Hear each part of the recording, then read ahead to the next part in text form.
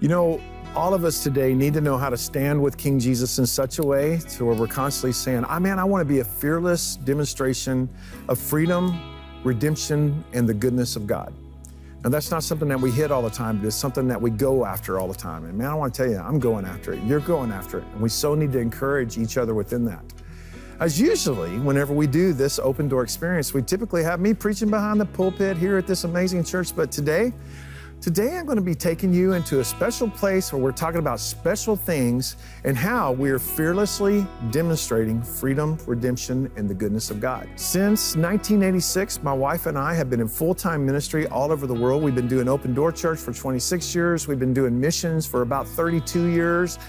And today I'm going to be sharing with you some of the most amazing stories, some of the greatest testimonies that we have. This is our Jesus story. You're going to love this. This is the Open Door Experience. Well, a long time ago, the Lord sent Leanna and I into what we thought was just the craziest place on the whole planet Earth. It was the jungles of East Africa. I'm a Johnson County, Texas boy. Leanna was an LA girl, and here we were stomping around in the late 1990s around there. And boom, it turned into something that we would be committed to for the rest of our lives. And I'm here to tell you about it today. Now, normally you guys are watching me preach behind the pulpit here on this very stage, but today I'm going to be telling you how we demonstrate what it is that we preach. Hello, everybody. Troy Brewer here, and I'm sitting here next with my beautiful bride, Leanna Brewer. Hello. Hello. I'm so happy to see you today. I'm happy to be here. Talking about one of your favorite subjects, Uganda. Yes, that is one of my favorites. Sitting next to our sister-in-law, Mindy Knight. Hello, Mindy. Hi. Right. Thanks for having me. And you know something about going to Uganda? I do. How many times have you been to Uganda? One of the best places on the planet. It is. I'm probably somewhere 20-ish times, Crazy. something like that. Mm-hmm. Sitting next to you is your mean old husband, my brother-in-law. So Daryl Knight is sitting right here, and Pastor Daryl Knight, so you're our missions pastor here at Open Door Church. You traveled all over the world. You drug your poor family all over the world, done crazy cool things, done lots of stuff with me, done lots of stuff that I haven't done. Just, you've been out there, man. Mm-hmm. So 1997, you and I went there. We told this story on another episode about Brother Colin. We met one little boy. Yeah. We put him in a boarding school because he was homeless. And then we decided we could do a better job ourselves with the boarding school. Yes. And then one day you, and I don't know if you were with Mindy her. was with me. Oh my gosh, I should have known you were with her. Yeah. I got a phone call. You guys were on a missions trip in Uganda, and I got a phone call and like, well, I bought something today. And I'm thinking shoes. Well, I did buy those too. But And you bought 20 acres of land. I did. Why in the world would you do that? That was a really neat story. We had we had been tracking all over the country, but we had come to this one little village, and our partner there, Pastor David, said, I want to stop. And he said, this village, and it was just a jungle. It was just a jungle. He said, it's Muslim. The whole village is Muslim. And he said, I want to just come. There's a real small church that meets under the tree, and I just want you to encourage the people. So we said, okay. We stopped there, and they were meeting underneath the tree. I mean, you can hear the monkeys in the tree, which was really kind of cool. And they were meeting there, and a lot of people came out because they had not seen Mzungus before, and there was several of us Mzungus there. And so we had a pretty big crowd. Well, these people get saved. And then they asked us, what do we do now? There's no church. What do we do? And we hadn't thought that far. We just were there to encourage people because Pastor David asked us to. And so he told us, he said, well, they want to know, are they supposed to go back to their mosque? What are they supposed to do? There's no churches. And I said, well, probably not. We probably need to build a church. And he said, well, where are we going to build it? And I said, well, I don't know that either. And there was a lady there that was actually her property, her and her husband's, and she had been bent over where she couldn't stand up anymore. And she was probably 40. She wasn't real old. But because of the work they do in the gardens and stuff, they're bent over, and she got stuck. She couldn't. And we just prayed for her. Didn't think anything of it. We just prayed for her. Well, God instantly healed her. Yes. I mean, instantly healed this lady.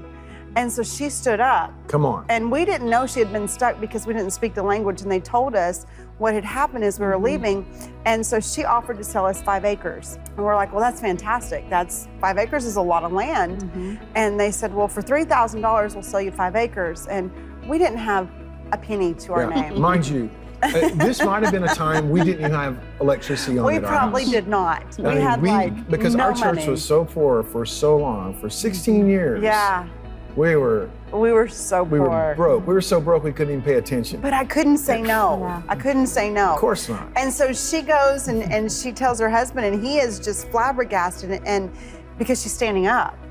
And he was just like dumbfounded. And Pastor David told me, and Mindy, he said, I want you guys to stay back. I'm going to go with her because we don't need him to know that it's you guys doing it.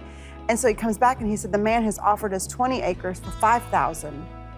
And I said, well, that's not very good math on his part, but yes, we will do it. And so I remember calling you. You were doing church service, and you told the whole congregation, and we were able to raise that money that day. Outstanding. And we did. We raised that money. That was really the first time that we actually had partners, if you think about it. It was like that time, it was like, we can't do this on our own. Yeah. We need help. We reached out to friends, y'all reached out to friends, and we did it. And to clarify how over our own edges we were. Right. We couldn't come up between the 4 of us with $5,000. We couldn't have come up with $500. Yeah, we had no money. And like, had we're none. using people's miles to travel, and we were doing stuff all over the world, and it was amazing. Yeah. But anyway, you bought this 20 acres of land. It was a complete jungle. And now, friends, I want to give you an aerial view. This is what it looks like today. What you're looking at right now is all kinds of children's homes. You're looking at a church. You're looking at a school. You're looking at, sanitary latrines. You're looking at a kitchen, a medical clinic. There is a banana plantation. There's a pineapple plantation. There is also a soccer field. There is housing for all of the school teachers and so much more. Yeah. And I want to tell you, that's not the only one that we've done. Since that time, we have done that multiple times, and we're even doing it again right now. Yes. And it starts off actually with a water well. Yes. And Daryl, that's Yes. your neck of the woods. It starts off with a water sure well. does. And then actually an entire community forms around the fact that Yes. there is clean water to drink. Yes. Right. You've seen that, haven't you? Yes. And even the one you're talking about, we just purchased that property not too many years ago, and we bought 30 acres. So that one's 30, instead of 20. So just seeing how much bigger that is. And like you said, we put a water well in first, and then built a very small school. And, where it took us 15 years to do Concoli, the first one you're talking about, this one's going to be done in probably 18 months Yeah. Goodness. because of huge, because of partners' Because of faithfulness. And Yeah. just makes a huge difference. So we always said, hey, if we ever get in a place to where people will partner with us, there's no telling what we will do. Yes. Yeah. And it's funny because everybody that's watching this show, they might only know me as the guy who preaches behind the pulpit of Open Door Church, but I do that to do this other stuff. Yes. I tell everybody that joins Open Door Church, and I praise God, there are literally people moving here from all over the country Yes, to come be a there part of are. our church, and I'm so glad of that. But I tell them, I'm doing this to do that. Yeah. And all that we do, man, we want to feed people and help people and bless people. We want to house orphans. We want to protect widows. And this is something that we've been doing now for over 3 decades. Yes. We didn't just start this. We started this a long time ago, before the world ever had a clue who our ministry was or what we were doing. We've been doing this now for 3 decades. Yeah. And now what we're able to do is absolutely incredible. It is. The Lord sends us certain people that make a huge impact on us. And one of the persons that the Lord has sent to us is a girl named Grace. Right on. So Mindy, do you remember the first time you ever saw Miss Grace? I sure do. Yeah? We pulled up in a bus. We stop, and just like Leanna was saying, we pull up to these little villages and encourage people. And we had a church service to stop at that day. And we pulled up to that church service, and Grace was there dancing and praising. Grace has no legs, and she has one full arm and one partial arm. And she was holding the mic with her partial arm and praising the Lord with her full arm. Wow. And she just Leading worship. leading worship. She was leading worship at that church. And we all were just a mess. Like, whatever things that were going on in our own lives, sometimes we struggle, like, how do I worship in this place? And she was in literally a hut with nothing, and even her limbs were sing, and yet she was praising the Lord. And we all learned so much from Grace on that first trip. And it's just been a joy to get to walk life with her. We've known her for a number of years now. And I remember, Daryl, you were telling me, dude, you got to meet this girl. You got to meet this girl. You're not going to believe this girl. And again, Grace was born without legs. She was born without, completely without one arm. And then another one, she just has she has a full arm. And then the other one, she has a partial arm. And she's this beautiful, beautiful, beautiful, beautiful teenage girl. And we just loved her so much. And then we began to find out her story. And how that her mom had hid her for years, that they actually murdered her dad because they saw her as a curse. And it's one of the reasons why we have to rescue babies all over Eastern Africa, is because if they're born with a defect, they're seen as a curse to their entire village. And they literally drove a nail through her daddy's head. Literally. And her mom had to hide her, I think, like in a basket or something. In the weeds, literally. Just Moses like to her. Moses. As a baby. You know what? We actually have a video. We interviewed her some years back. And friends, this is one of my daughters in the Lord. It's one of our daughters in the Lord. It's somebody that we love with all of our heart. This is Miss Grace.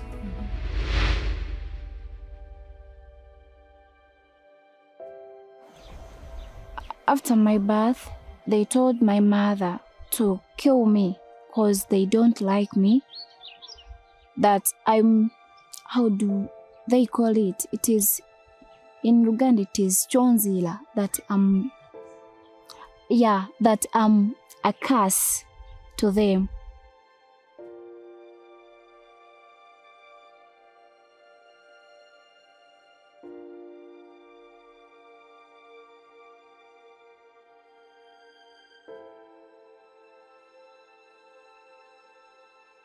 Our relatives tells my mom and my dad that if you can't kill that child, we are going to kill you. Both my mom and my dad. So my dad, what they had to do is to find a place where they can put me. So my mom got it's like a basket, a big basket. She put me there and she hides me. There was a small forest. She would come and give me something to eat and she goes back. My dad, he died. They found him in a job. They got a nail and a hammer. They just put here and they killed him. My mom said, how will I manage to make my child to grow? Because I love her.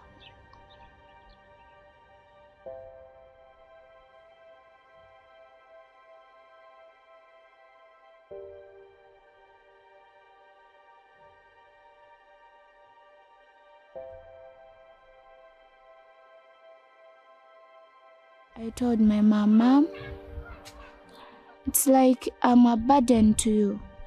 Please kill me because I'm tired of life.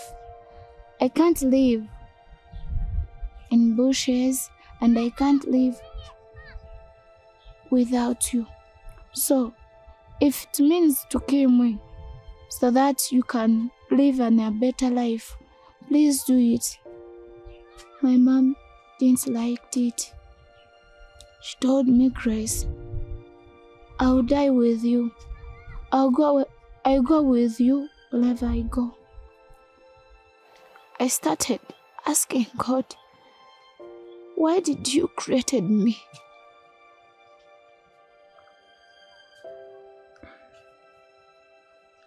Because everyone is running away from me. Why did I do? Please, if I had something I did, forgive me.